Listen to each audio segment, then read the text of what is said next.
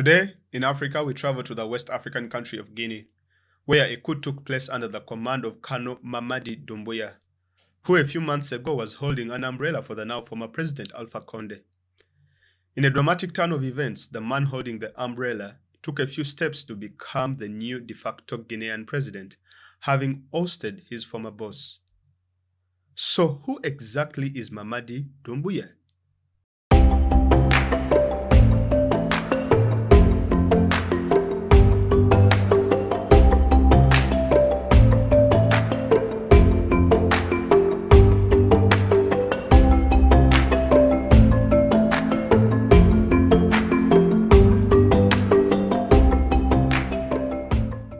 On the 5th of September at exactly 2 p.m., Colonel Mamady Doumbouya, the head of the Special Forces Group, SFG, an elite army unit responsible for protecting the president Alpha Conde, declared he had been toppled. "We will no longer entrust the politics to one man. We will entrust it to the people. There have been many deaths, injuries, and tears for nothing," said Colonel Doumbouya. Doumbouya went on to cite mismanagement, corruption, and bad governance that had previously reigned in Guinea as the major reasons for the coup. He also announced the establishment of the National Committee for Rally and Development, CNRD, to govern during this transition period. He went ahead to announce the freezing of the accounts of all former dignitaries, and the release of political prisoners has also taken place.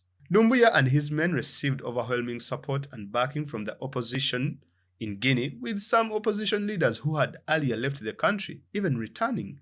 In fact, the main opposition leader, Cellou Diallo, said the army had made an historical act that completes the fight that was started by pro-democracy groups. He urged the army to ensure that there was national reconciliation. Back to Doumbouya. Now, to explain Doumbouya's rise, we need to go back in 2018.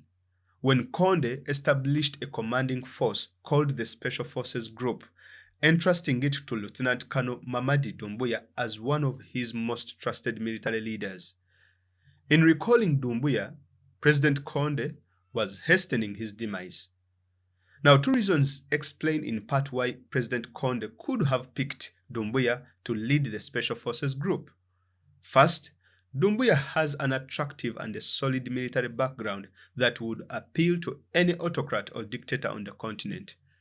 Now, aged 41, Doumbouya served in the French Foreign Legion, where he rose to the rank of Master Corporal before being called to command the SFG.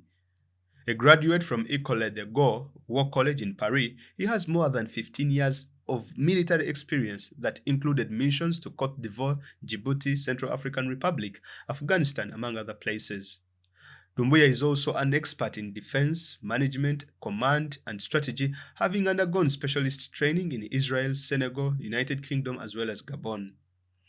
In describing Doumbouya, the spokesperson for the Ministry of Defense in Guinea said he was colossus with an impressive physique.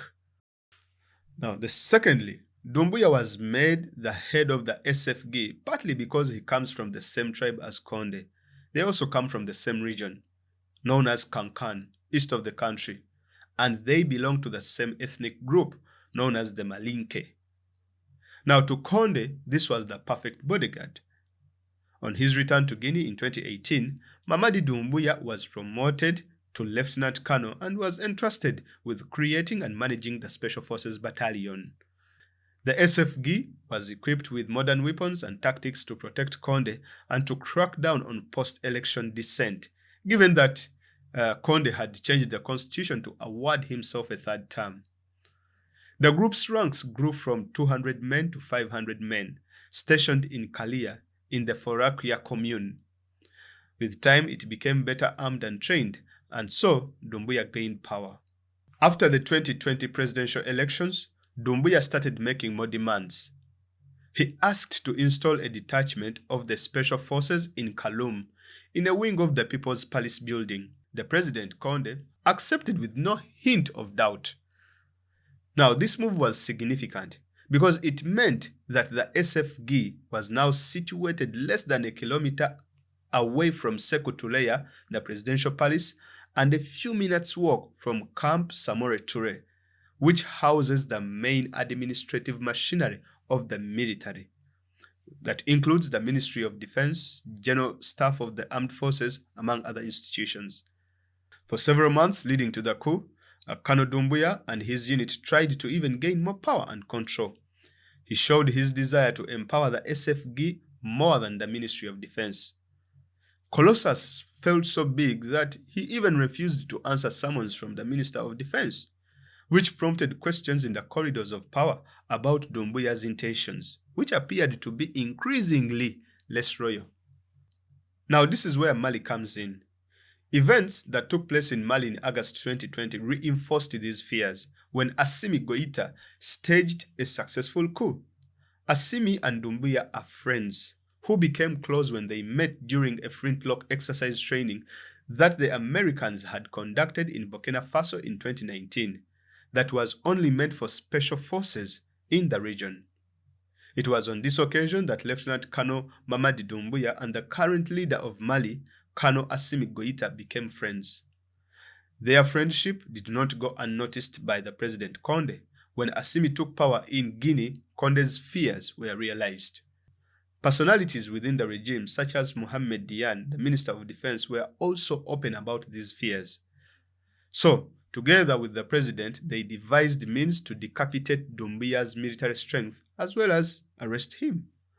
With support from the Turkish military corporation, a decision was made to create a counter-elite unit to counter the SFG. This unit came to be known as the Rapid Intervention Group, the GIR. As mistrust grew, rumors began circulating in Conakry about Doumbouya's arrest. Now, from that point, whenever Doumbouya went to the capital, Conakry, he was always surrounded by many of his men.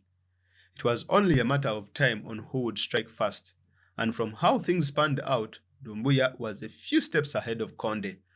And so, Condé got punished and eventually deposed. Now, in the weeks that led up to the coup, Doumbouya's men of about 100, they were undergoing training by the Americans since July 2021, leading to some to think that maybe the Americans were somehow involved in the coup. However, the US government has strongly denied these allegations. So, Doumbouya, aged 41, is now the second youngest president on the continent at the time, with his close friend and ally, Assimi Goïta of Mali, who also came into power through a coup, being the youngest at just 38. Now, just so you know, Paul Biya of Cameroon is the oldest at 88. While in France, Doumbouya married a French gendarmerie officer and had 3 children. He even acquired French nationality. Colonel Doumbouya is also among the 25 Guinean officials the EU has been threatening to sanction for human rights abuses committed in recent years under President Condé. However, after the takeover, he told the nation, "We will learn from all the mistakes we have committed to all Guineans." Colonel Doumbouya also quoted the late Jerry John Rawlings, saying, quote, "If the people are crushed by their elites, it is up to the army to give the people their freedom." He concluded by saying that Guinea is a beautiful country. We do not need to rape Guinea anymore. We just need to make love to her. It is too early to tell if Doumbouya will hand over to civilian leadership. However, hints of inspiration from Jerry John Rawlings, the former ruler of Ghana, hint that maybe Doumbouya is likely to follow in the footsteps of Rawlings, who resigned from the military in 1992, founded a political party, and became the first president of the Fourth Republic of Ghana. Got re-elected, and after 2 terms according to Ghanaian constitution, he gave up power peacefully. Well, it's too early to tell, as Colossus, with an impressive physique, has very many inspirations, and it's too early to know which one will actually take hold of him. Thank you very much. If you enjoyed this episode, please endeavor to subscribe. Let me know what you think in the comments below, and also let's meet in the next episode. Bye-bye.